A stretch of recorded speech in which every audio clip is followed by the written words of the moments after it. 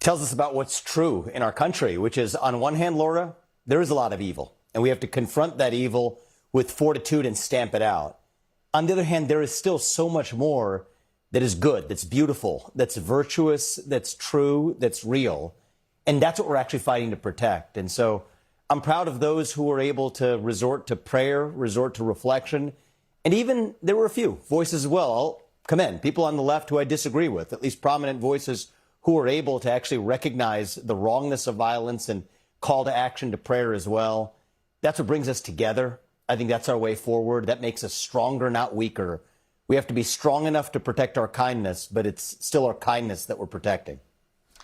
We saw a lot of people from the education world, something you've written a lot about and spoken a lot about over the years, who were saying not those kind things, felt the need to condemn and wish more death upon the conservative movement and cheer this assassination.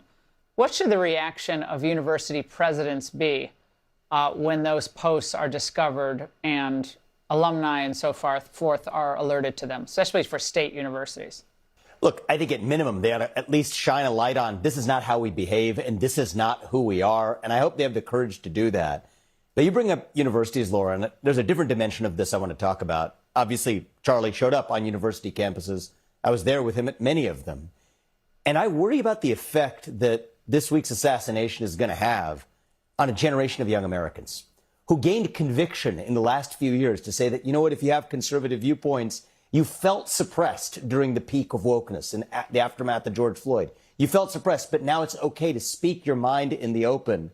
And then to see this assassination, what that does to the psychology of that generation, I really worry about. I mean, I'm a millennial. In my generation, we had our version of this in the 2008 financial crisis. What do you see the next 15 years? An entire generation of millennials lost their confidence in capitalism. Yeah. I think this is Gen Z's relationship to free speech that I worry about. And as I think about the kids at the universities, that's my concern. This is going to last for a long time to come. Well, Vivek, as always, wonderful to see you. Thank you for your comments tonight.